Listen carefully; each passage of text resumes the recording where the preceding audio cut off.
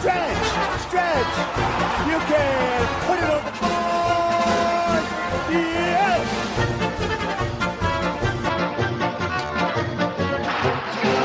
Welcome to the Sports Circus. I'm your Ringmaster Sal, live from Las Vegas in the AMP-TV mobile studio. That's AAMP-TV. Today's show is brought to you by Legal Shield, providing legal protection and peace of mind. Legal Shield can help with traffic tickets, texting and driving, DUIs, court appearances, estate planning, even contracts given to people they don't understand, plus a whole lot more.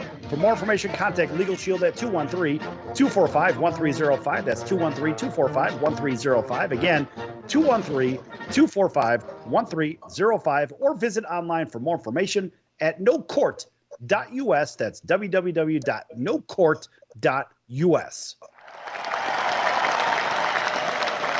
An astounding round of applause for everybody tuning in on our CBS, NBC, and Fox Sports affiliates from coast to coast. Magic 97.9 FM right here in Las Vegas. Big hello to our friends over in LA on NBC News and CNBC Financial. That'd be KCAA. Thanks for joining us. Also in hotels from coast to coast on Hotel TV, as well as Comcast, Cox Spectrum, Frontier, and WOW Cable. We are here with Mike Gminski, Duke Hall of Fame. Yes, a very good basketball player, in case you're keeping score.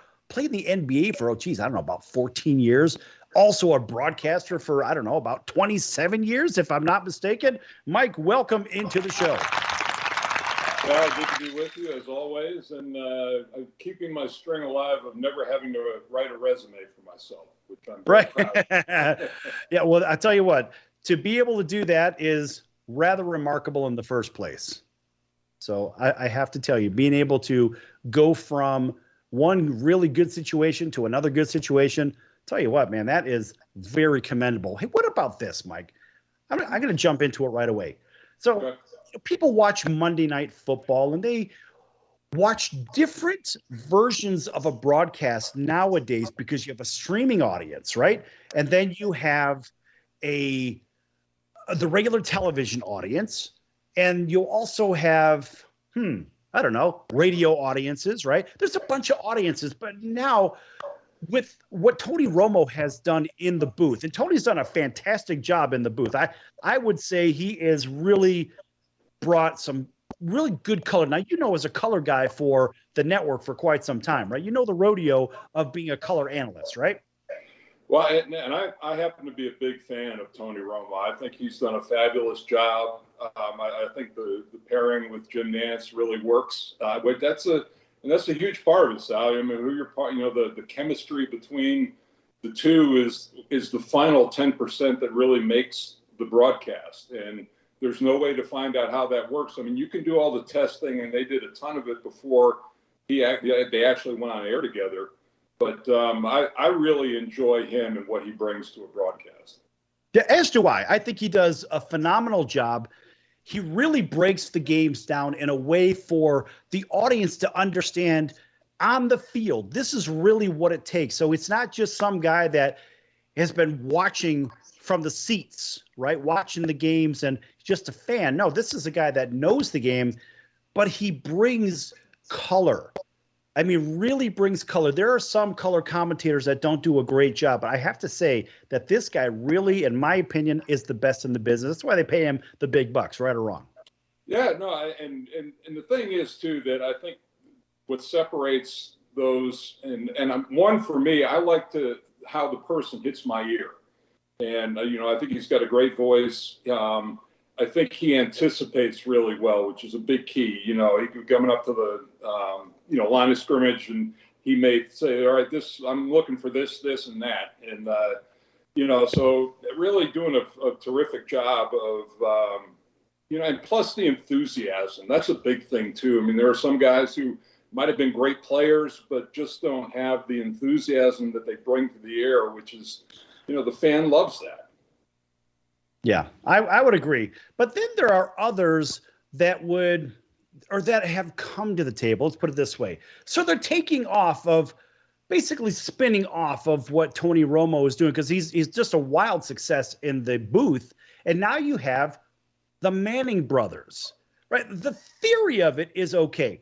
I'm okay with the theory of having Eli and Peyton as a couple of guys with a ton of knowledge, right? They've got a few rings between them, but there are certain people that are better on television or on radio or in front of a mic than others. And I know you know a little bit about that. Yeah, and it's tough because I've done a ton of talk radio and I love it. I love both mediums. And someplace, we talked, I think, on past shows about finding your radio voice and, that how comes about.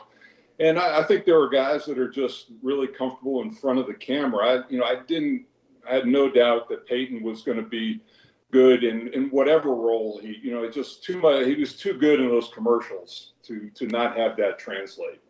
Right. Eli, I don't think, had the same personality. And although, I think they were taking a gamble off that one commercial where the two of them were interacting with one another. And, I credit Eli a lot. I'm thrilled that he got his number retired by the Giants. And, the things that he's done there have been incredible. But, you try the mix. Sometimes it works. Sometimes it doesn't. We'll see. You got to give it a little time. I understand that. I think everybody's kind of taking a step back on this one now. Well, and I see it as Eli Manning has a very, very different personality than Peyton. Peyton is that lovable kind of guy that whether you liked him, whether he's playing or not, he's one of those guys that you could gravitate towards because he has just a fun way about him. I don't know him personally, but from everything that I've seen, he projects very well to the camera. The camera really likes him. Where I see a set of eyes on Eli, and this is just my own opinion, folks, so if you don't like it, too bad. The fact is, he's got scared eyes. He's got scared eyes, and I don't like that. I don't trust his eyes. Whereas Peyton's, I absolutely do. Peyton could sell me a cloud. I'd probably buy it, if you know what I mean, right? I mean, that's just how I feel about it. I don't feel comfortable with Eli on camera. And here's the thing, Sal, I think that for that reason that he was a great quarterback fit in that market as a player, that he had a great personality and a temperament for handling the media as a player. But it turns into a different deal when you're on the other side of the camera. And, I think what they were trying to do is buy into the brother chemistry. Right. Maybe that would change Eli a little bit, if not a lot. Right. Well, exactly. But wait a minute. So now they're on television, right? So they're doing the Monday night games, whatever. And so Eli now had to apologize, of course, for giving the double bird on television while discussing an Eagles fan. Come on, man. So here the Manning boys have been pretty good to middle-of-the-road TV so far on the four-letter network's alternative Monday Night Football programming. But the wheels seem to have come off a bit when they ran amok and the FCC chimed in from their third telecast of the season. And the chaos began during an interview with former NFL defensive end Chris Long in the fourth quarter of the game between the Eagles and Cowboys.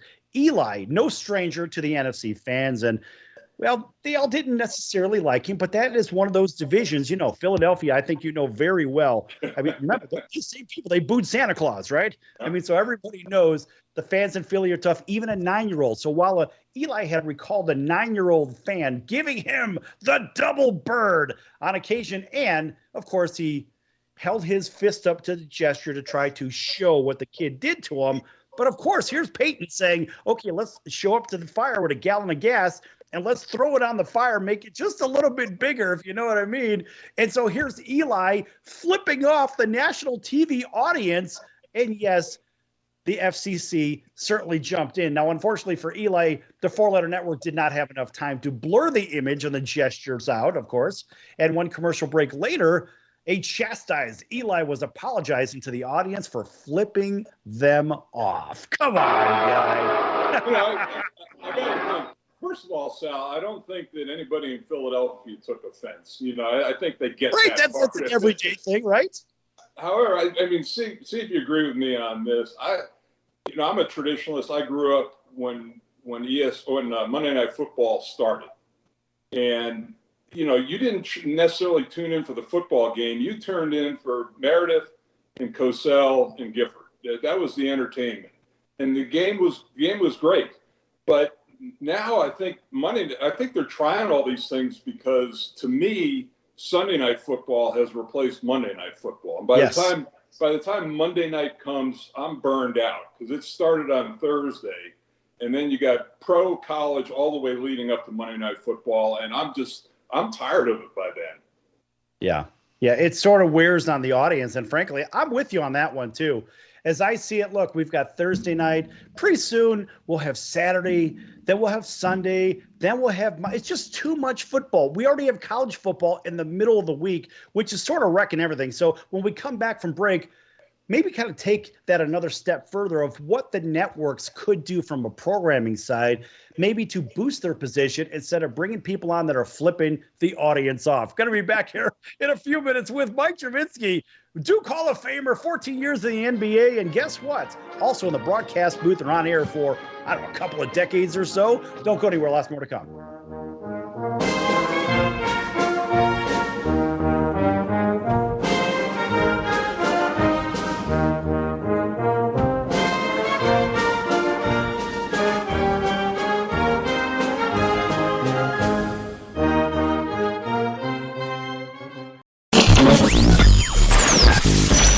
You're listening. The only one radio station in the heart of Pasig City. This is 104.1 Best Radio FM. Stay tuned. Neil Diamond, Barbra Streisand, Frank Sinatra, Tony Bennett, the Carpenters. You hear them all right here at FM 96. Coit. K-O-I-T. This is NPR, National Public Radio. Stereo 92, KDFM, Walnut Creek. Broadcasting from the beautiful Quail Court Office Park. KMPX, Big Band 99 FM. These are the classical music stations KDFC, San Francisco, and KIBE, Palo Alto. This is KRE in Berkeley. These are your classic stations, KKHI AM and FM in San Francisco. Camel 106. KSFA.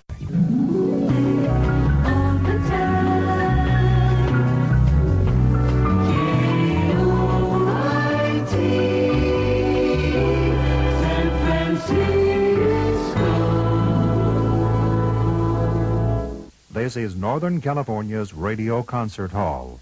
KDFC San Francisco and KIBE Palo Alto. Let us be your music. Let Tom Brown play for you. 99.7 KYUU.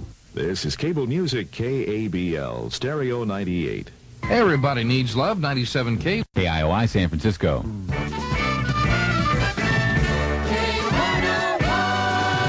That's us, KSAN. Adding a beautiful note to your summer. Easy, refreshing music from Wish. WSHH. FM 100. The Gentle One. That's Stereo 99.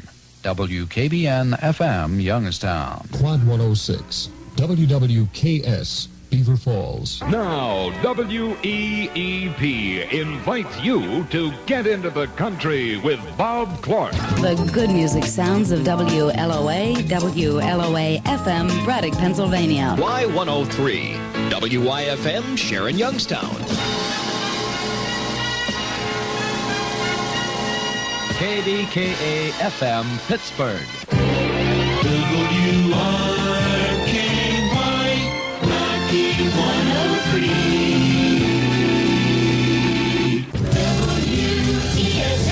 WTV Pittsburgh. WNUF. WHOT. WSOM. Hey there, it's Nick Mackay. You may know me as the voice of Salem Saberhagen, the talking cat from Sabrina the Teenage Witch. You're listening to the Sports Circus. I'm on a calliope. Get me out of here. I'm scared.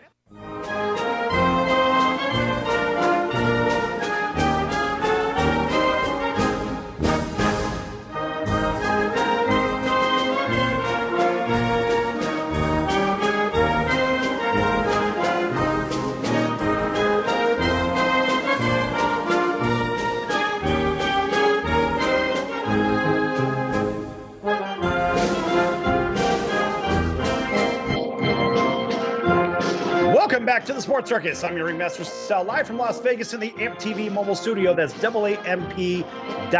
Make sure you check out AMP TV there, All Ages Media Programming.TV. That's what it stands for. And make sure you subscribe and hit the like button and follow on AMP TV, as well as also on all your other social mediums. You can find us on Facebook even under Sal Circus. I guess because I'm a one-man circus, not really sure. Nonetheless, big welcome back to everybody tuning in on our CBS, NBC, and Fox Sports affiliates from Honolulu all the way out to our independents in Atlanta, WDJY. Thanks for joining us all the way down to South Texas, home of the Astros, Rockets, and Texans, KSIX, CBS Sports, 95.1, 96.1, 12:30 a.m., and everywhere else. I'm not going to name them off. I just can't. We don't have enough time. All right. Also, make sure that you check out, tell you what, we're going to do it right now. There's an organization out there. It's called Rebound.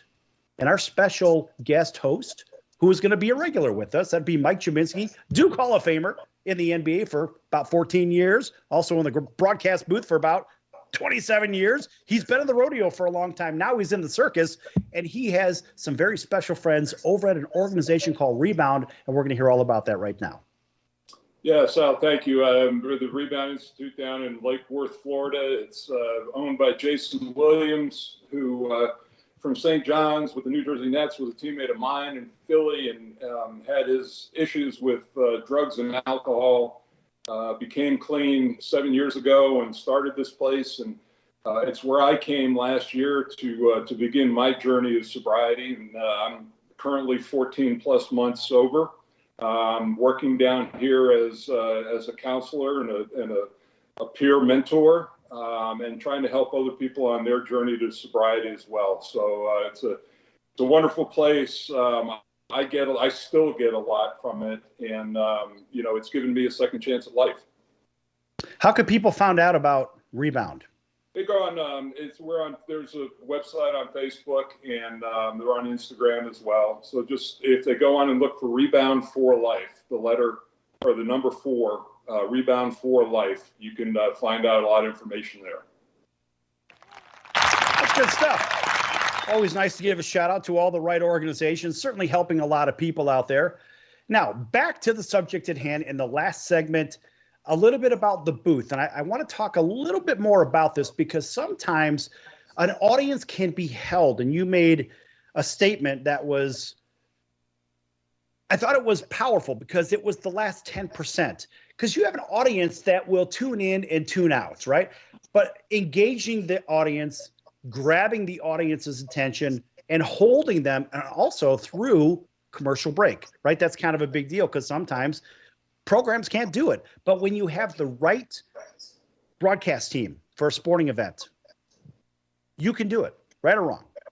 Oh, absolutely. And I think that's a huge part of it. And you talk about keeping the audience, ever since the remote was invented, it's very easy to cruise through the dial. And even, with the best crew, people are checking other games or moving around. And we're in a kind of a short attention span society these days. So it's tough to lock in unless you're an ardent fan of the whole game.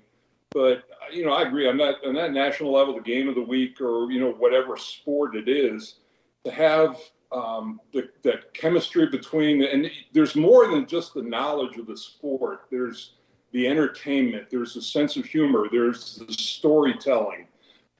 There's a lot that goes into a broadcast, and the rapport that the play-by-play and the analysts have, really brings that to the fore. And most times you can see it's there initially, but to really get it, it's probably going to take Tony Romo and Nance, maybe another year or so before they become really iconic.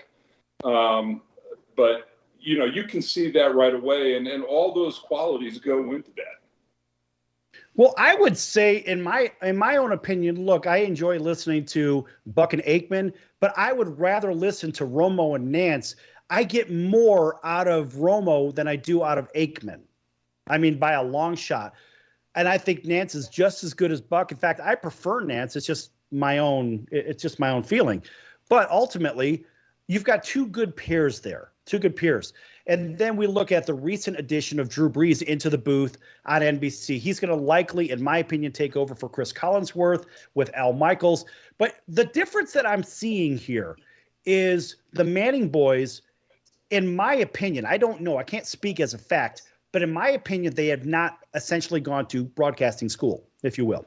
They have not taken the actual training in front of the camera, in front of the mic. Yes, they have the knowledge, but they don't have the entertainment value as a collective twosome. Does that make sense?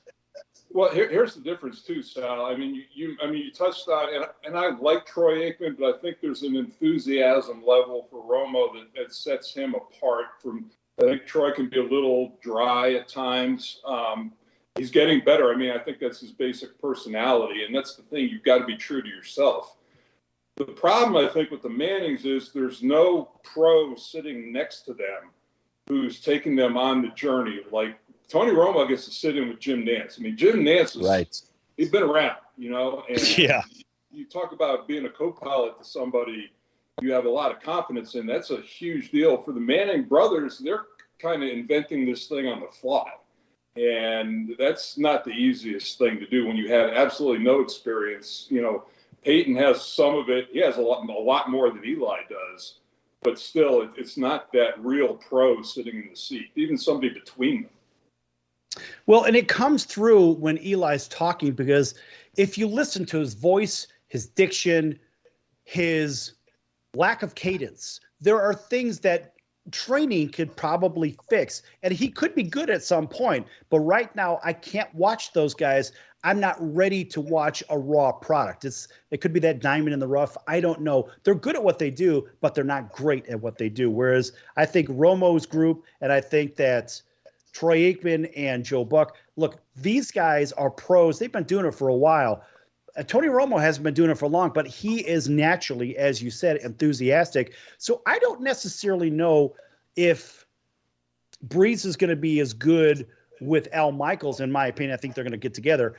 I don't know if they're going to be as good as maybe Collinsworth and Michaels, but Collinsworth is good and he breaks the game down. He does have enthusiasm. I think he's going to retire, though. It's just as I see it, I think Bruce is the heir apparent at that point. What do you think? Yeah, and I love listening to Chris Collinsworth. I mean, I love how he breaks down a game and his presentation. And, it's going to be interesting because Al Michaels is a very, very strong personality who's been in it for a long time. And it's going to be interesting to me to see how that chemistry is with Drew Brees and how he accepts him and how they work together. If I think Collinsworth has been in it long enough that he's got the self-confidence to pull that off.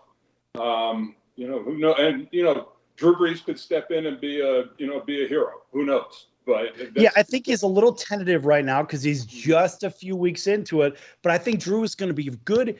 He's a well-spoken guy. Like Collinsworth is a very well-spoken guy. They're not the same people as Tony Romo. Romo has a genuine giddiness and goofiness and fun, kind of like Madden. Madden was fantastic in the booth with boom, pow, whatever. He didn't know people's names. He didn't have to.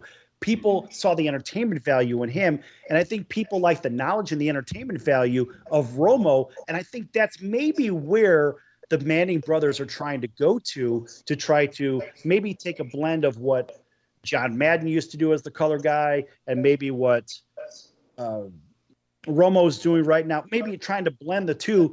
But I think the four-letter network has their hands full in training. They probably could have gone with a better mix. But then again, what do I know? I'm just another guy watching a game on television, and just like everybody else, as long as I'm entertained, all I know is those guys are not entertaining me, and I'm not going to be watching that. Well, and, for Monday Night Football, I mean, there has been a ton of change in that booth and broadcast over the last, 5-6 years? And it seems like they're just having trouble finding that right mix. And it can be very elusive. And, when you like Pat Summerall and John Madden, I mean, that was a phenomenal pair. It was magic. And, they threw them together and it became iconic. I think you're getting to that point on Monday night about football fatigue. if especially with it starting up on Thursday again.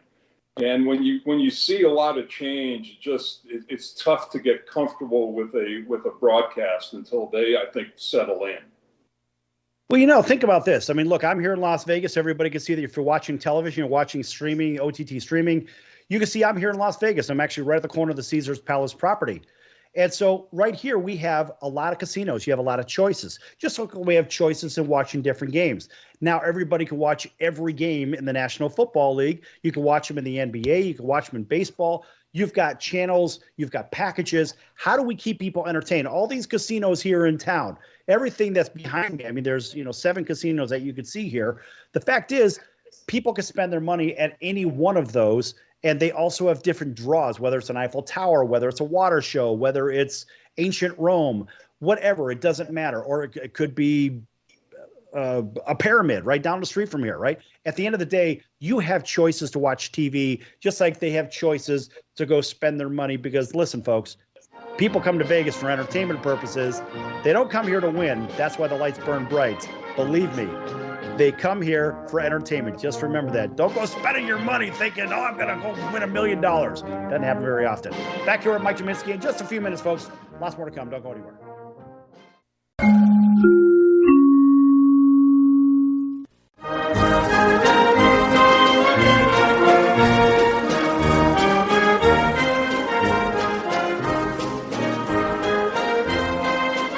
Welcome back to the Sports Circus. I'm Roy Firestone. Now it's time to throw it back to Sal.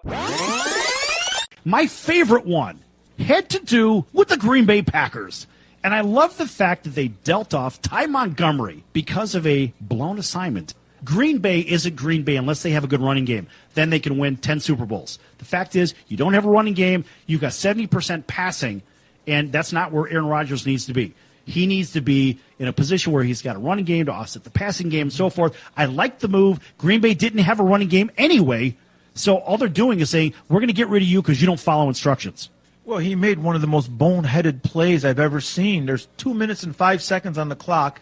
They traded him on Tuesday. They should have cut him on Sunday night. He shouldn't have been on the plane back to Green Bay. Right, they should have made him walk back to Green Bay. No, it was a terrible play. Now, he's not a stupid guy. He went to Stanford. Really? He's not a dumb guy. He's not a dumb guy, but he doesn't follow instructions. He made a terrible play. The fact is he didn't follow instructions. And you say he's not a dumb guy. His own agenda he put ahead of his team. I agree. Thus, he is a dumb guy. Right or wrong? Wrong. He just got selfish. You're not going to convince me that a guy from Stanford's a dum-dum. No!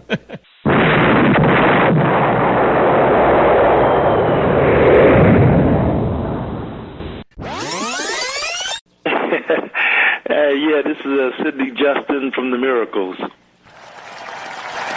So you heard yesterday's show at Roy Firestone. Did you hear a little clip about him going into the office where Smokey was at? And that was really good material, wasn't it? Yeah, that was really funny, man. Yeah, and then you heard him. I thought it was hilarious. It was cool, though. It was cool. Really cool story, man. I enjoyed listening to that. Right, and then he gave a couple of bars. Can you give us a couple of more from Ooh Baby Baby? And let's see if you could do it better than Roy Firestone. Come on, man! All right, you know what? Why not? I did you wrong. My heart went out to play, but in the game I lost you. What a price to pay. Hey, I'm crying. Ooh, baby, baby. How's that, man? That's Is that okay? Is that good enough?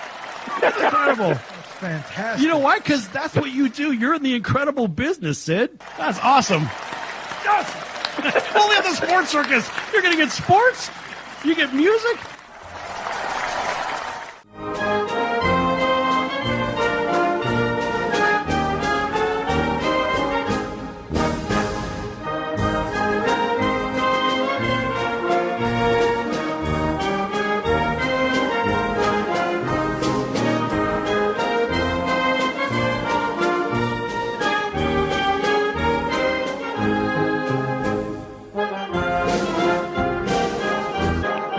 Welcome back to the Sports Circus. I'm your Ringmaster Sal, live from Las Vegas in the AMP TV mobile studio. That's AAMP.TV. This segment brought to you in part by Cali Vegas, helping people create and host their very own radio, TV, or multimedia talk show. Cali Vegas can help with everything they need to get out of sitting in hours of traffic, commuting back and forth to the same old boring job, and host their very own talk show in their very own home studio. For more information, contact Cali Vegas at 949-445-1119. That's 949-445-1119. Again, 949-445-1119, or visit online for more information at calivegas.com. That's www.calivegas.com.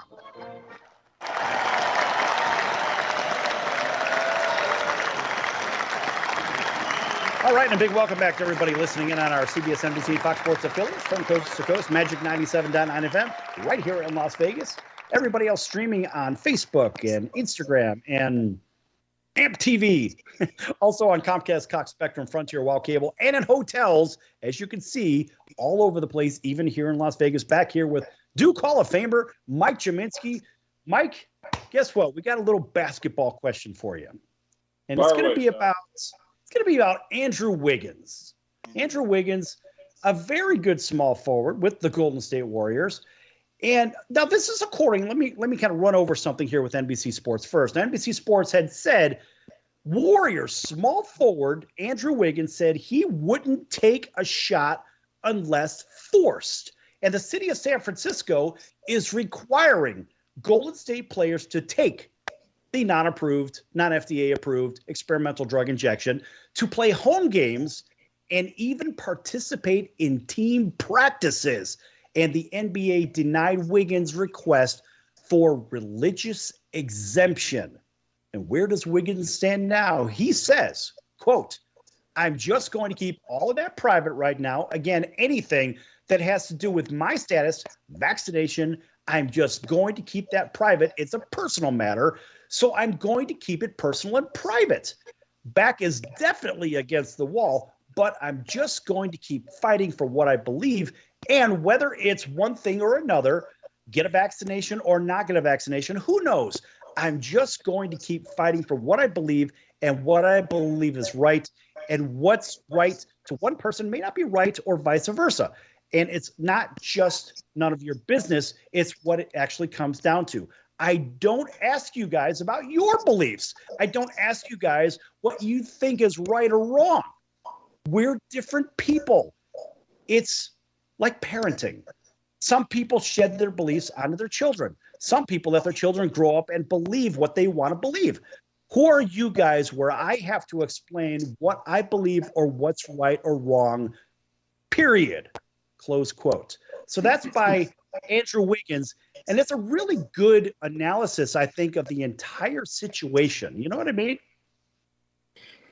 You know, it's such a, it becomes a topic that, for one, I was actually fully vaccinated, and I came down with COVID about 6 weeks ago.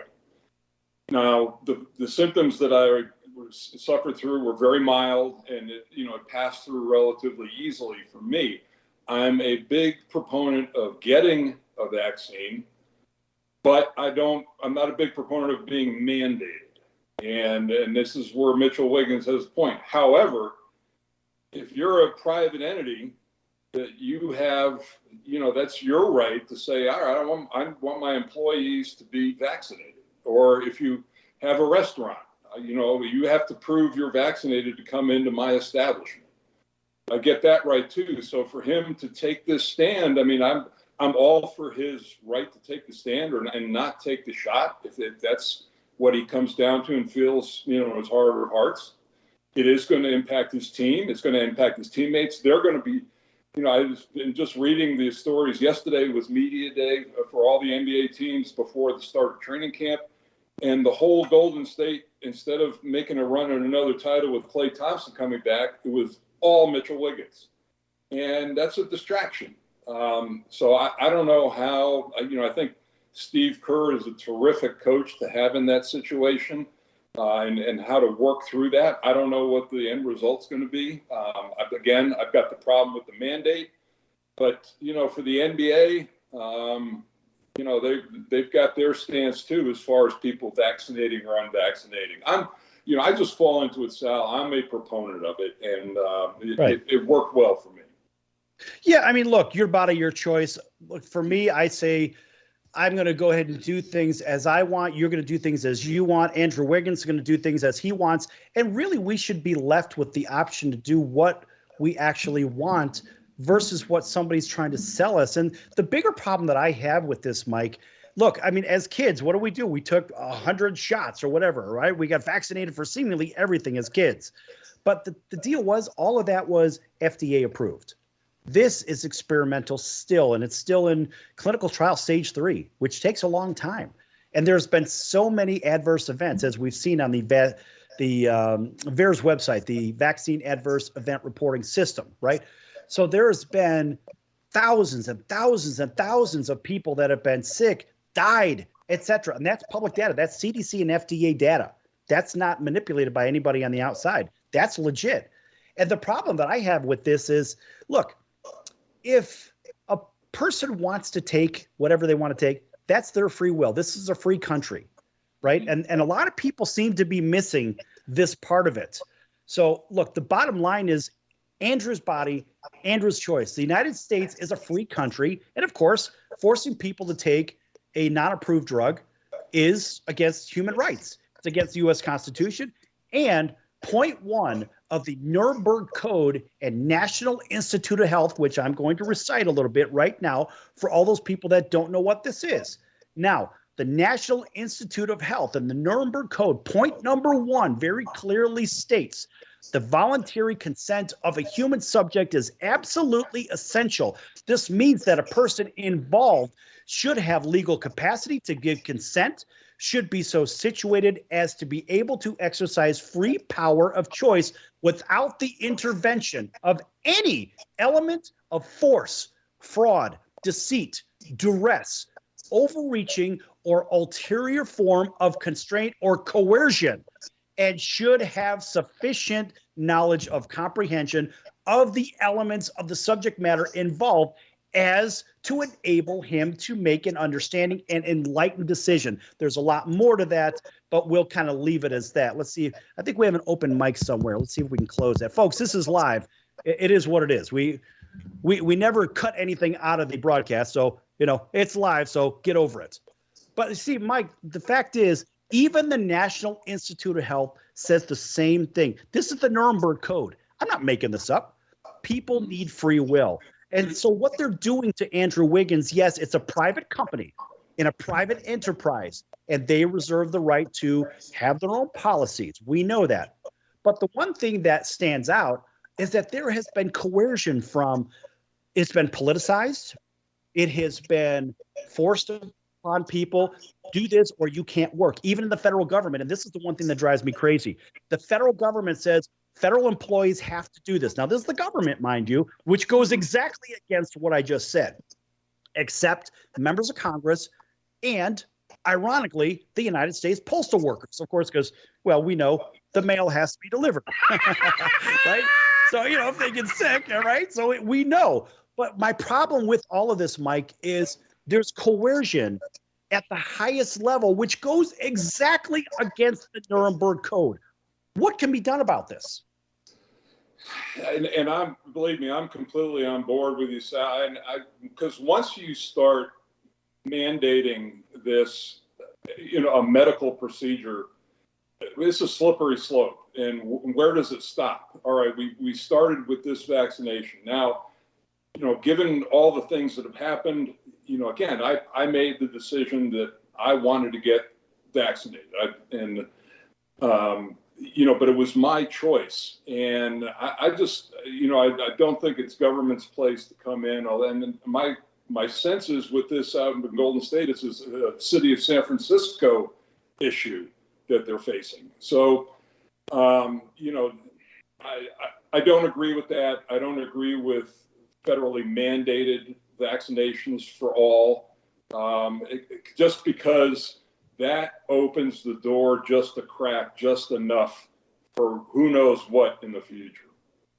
Right, it does. And I feel bad for guys like Andrew Wiggins. I mean, Kyrie Irving is standing up and saying stuff. You know, I can't say Kyrie is a member of the Duke family because he was only there really for a semester, maybe 2 semesters. I don't know, but I'm sorry. In my opinion, yes, Kyrie Irving, good basketball player. Until you graduate, you are not a member of the Duke family. Sorry. Well, and certainly Kyrie has had, and I've spent some time with him. Good guy, but he's taken some public stances that have been real head scratchers. And again, and I'm sure the press up there love him because of things like this. But I can say as a teammate that wears thin at some point in time because. Now out in Golden State, all they're talking about is Mitchell Wiggins instead of talking about Klay Thompson. And, in Brooklyn, they're talking about Kyrie. He's the topic of discussion. That's when absolutely. Yep. Absolutely. And I think at some point a distraction is cool. Yes, it sells more newspaper subscriptions now because we're not really selling hard papers much.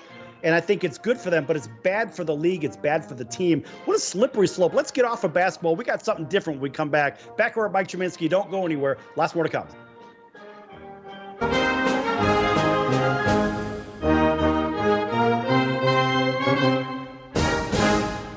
You don't sit behind a desk every day to earn a living. You're out and about making it happen.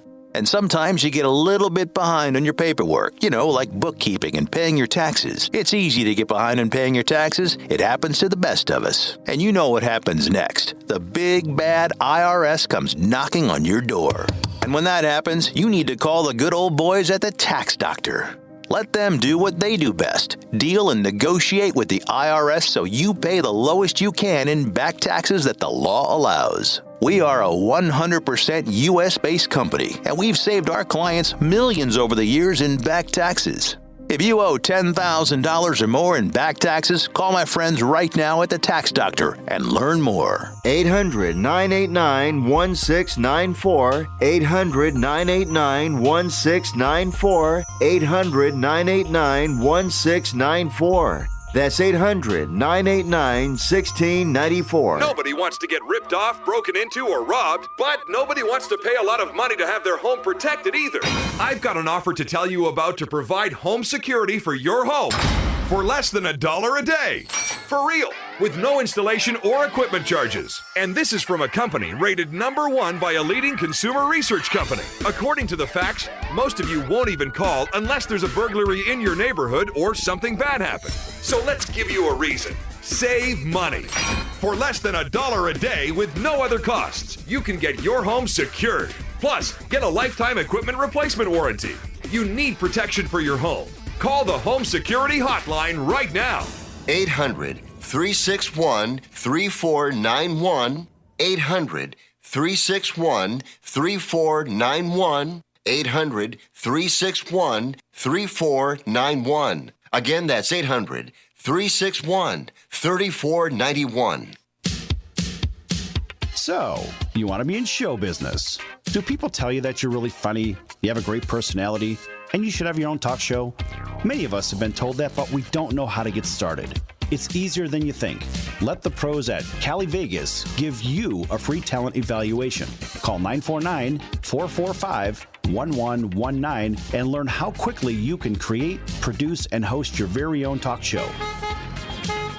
Imagine not having to sit in traffic every day, commuting back and forth to the same old boring job.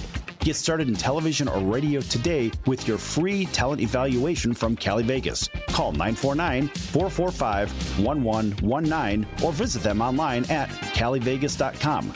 Make your dream come true today and create your new career and learn how to become a television or radio star with the help of Cali Vegas. 949-445-1119. Call now. Hey everybody, this is Barry Katz from the Industry Standard Podcast, and you're listening to the Sports Circus with Sal Tuzzolino.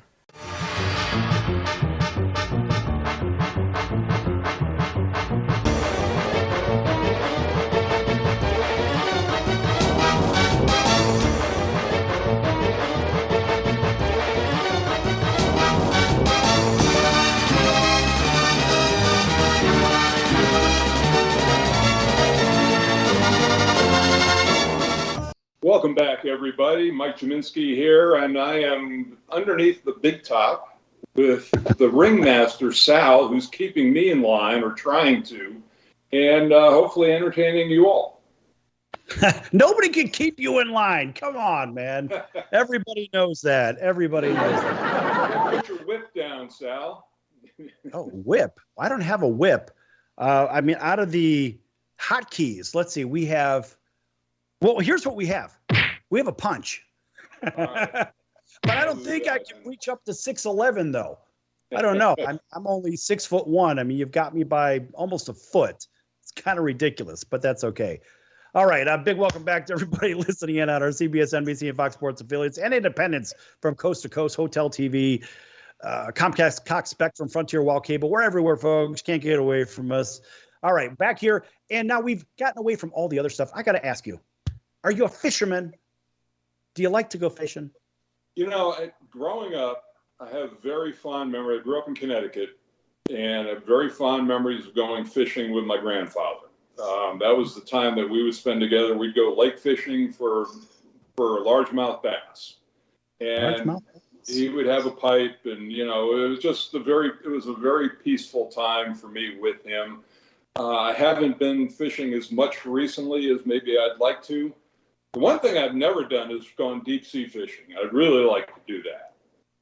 Really? Now that's good stuff. So, all right, well, since you haven't done that, you've done lake fishing, so you've caught your share of catfish, for example, right? I think everybody has. Yeah, bottom feeders, not that difficult to catch. Put up a nice little fight, though, when you get one on the line, for sure. Okay, so I got something for you, Mr. Connecticut. A Connecticut angler. His catfish record has actually been revoked. Yes, it's been revoked. It's unbelievable. Now imagine this. So here you've got this fisherman who is very excited because he was actually credited with shattering the state's white catfish record recently, and that has gone down the toilet. Ben Tomkunis caught a 21.3-pound catfish back in August at Coventry Lake. Days later, the Bureau of Natural Resources declared Tompkins' new record holder. Well, they said he was the record holder. Mm-hmm. Let's get to this a little bit deeper. Now, the agency also said, quote, "This was a tough one to verify as channel cats and white cats, especially when so large, look very familiar. But with multiple sets of expert eyes, we confirmed the new record," close quote. All right, so we have a new record. A nice round of applause for the new record, but not so fast. Apparently, debate continued as to whether the fish was actually released. By the way, it might have been improperly identified. So he doesn't have the fish, right? They had some pictures of it, but he doesn't have the fish. So the Bureau of Natural Resources announced that the decision has been reversed. Yes, it's been reversed by the Department of Energy and Environmental Protection. Oh, come on, man. This is stupid. Now, the state record, therefore, still stands at 12.75 pounds, and the Bureau of Natural Resources announced via Facebook, God forbid they actually put it onto, I don't know, some kind of national media or somewhere else. Oh, we're going to use Facebook. Quote, "Due to the questions raised both internally at DEEP and by outside sources, DEEP is recalling its initial declaration of a new state record, white catfish caught in Coventry Lake on August 20th, without the ability to examine the actual fish. Identification is left to still images and videos, which have proven to be ambiguous and inconclusive to definitively identify the species of catfish in this case. To maintain the integrity of the state record data set, we are reversing the initial announcement that this 21.3-pound catfish was a new state record, and we apologize for the error," close quote. Come on. What kind of garbage is that? Oh, mercy. Sal, first of all, my first question is, how much of the taxpayers' money was spent in this whole fiasco? And again, we've been on government things and government programs during this show, so topical. And I think that there are maybe some things in Connecticut that may be just a little bit more important than this, but not to the guy who caught it. I mean, come on, just let the guy have his record. Let's, go on. And I just think a lot of paperwork, a lot of bureaucracy to verify then unverify this guy's catch. Probably the thrill of a lifetime for him. And it's like a hole-in-one. It's something you know a little bit about golf on, but imagine, well, nobody saw your hole-in-one, so guess what, Mike? It didn't exist. So did a bear relieve himself in the woods, right? I thought you were going to go Eli Manning on me for a minute, and we were going to have to dub out something. But yeah, and you know what? I've actually had one hole-in-one in my life, and really, and fortunately, there's another foursome was right next to the green when it happened. It was an elevated green, and I didn't see it, but this foursome saw it. So I had plenty of witnesses for my one hole-in-one. Wow. I mean, the only hole-in-one I've ever had was at the Clown's Nose at the miniature golf place. That's it for me, and I'm really good at that. If there's an anthill to hit the ball up or something, or some ramps or loops or something, I'm in. I got to tell you, I'm one of the world's worst golfers, kind of like I'm one of the world's worst guitar players. But let's go back to that golf thing. So you're a big Ryder Cup guy.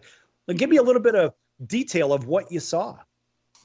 Well, I just thought it was a wonderful finish. I think you're seeing a transition back to a time maybe of United States dominance, because there were a lot of young, gifted players that that teamed up for the U.S. and it was a very lopsided victory.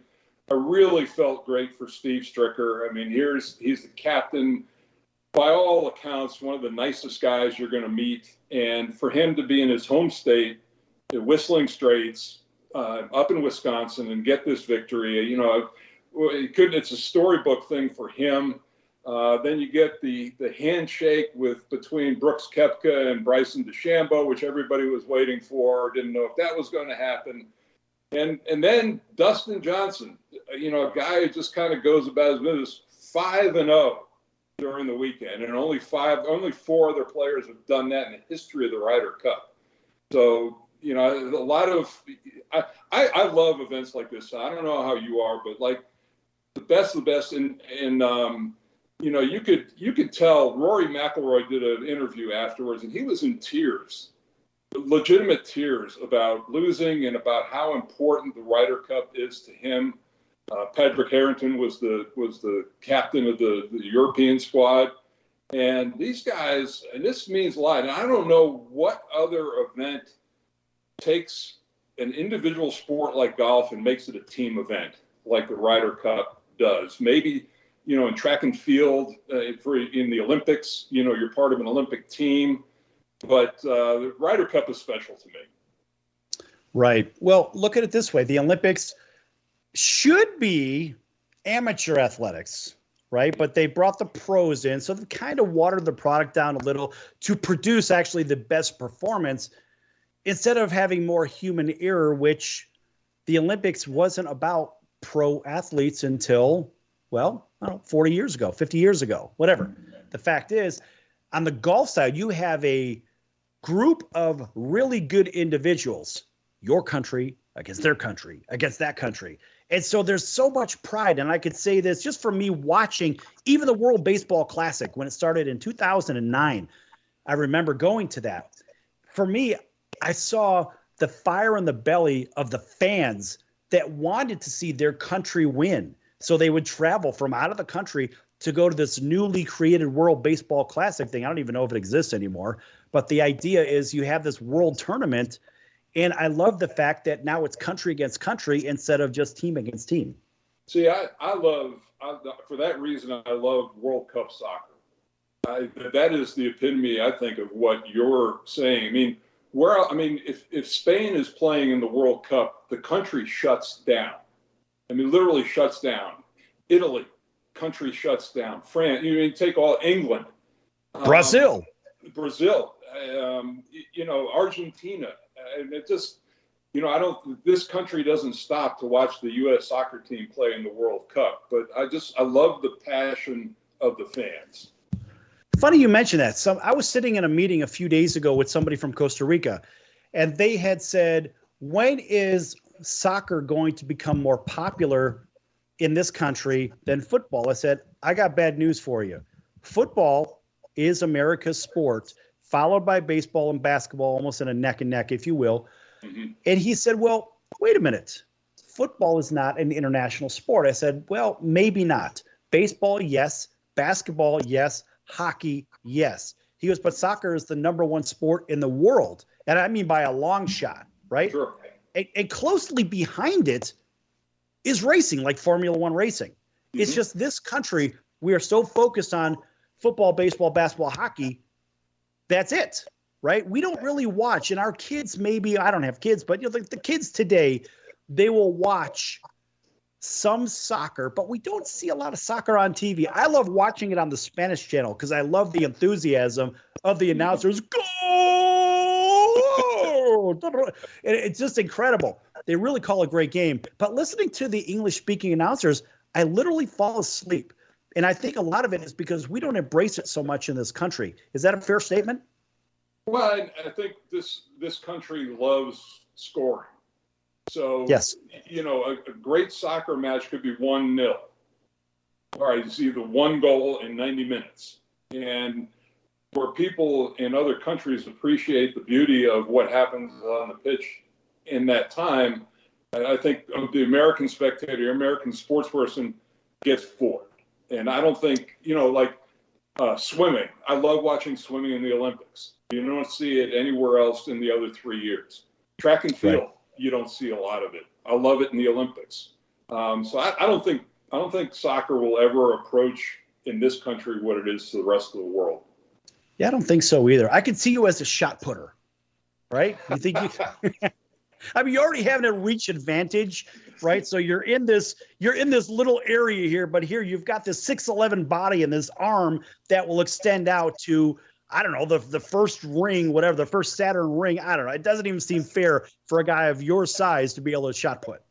Well, I'm not big on throwing 16-pound objects around, and I think the length of my legs would fall outside of the ring on the throw, and I'd probably incur some sort of medical injury doing that. So I'm better off just watching these guys. Right. Yeah, I think me too. I'm not really good at that. I grew up throwing a 16-pound bowling ball, but that's about it.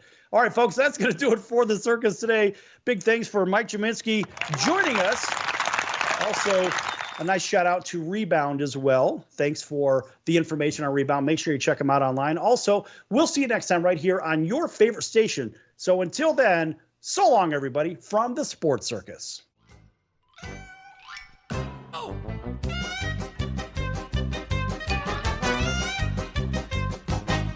Wow! If you're living with diabetes and using insulin, you know the pain of pricking your fingers over and over again. Ouch! Well, by wearing a small remote device called a continuous glucose monitor, or CGM, you can reduce the pain of pricking your fingers. If you administer insulin 3 or more times per day or use an insulin pump, call now and learn how a CGM can help you. Painless. No more pricking my finger. No finger pricks. Convenience. They delivered it free and they took care of all the paperwork. You can reduce pain right away. Plus, it's accurate, easy to use, and helps you spend more time in range. And if you have insurance, you can get a new CGM at little or no out-of-pocket cost. Call now and get free shipping of your new CGM. Plus, we'll bill your insurance for you. 800-659-7805. 800-659-7805. 800-659-7805. That's 800-659-7805.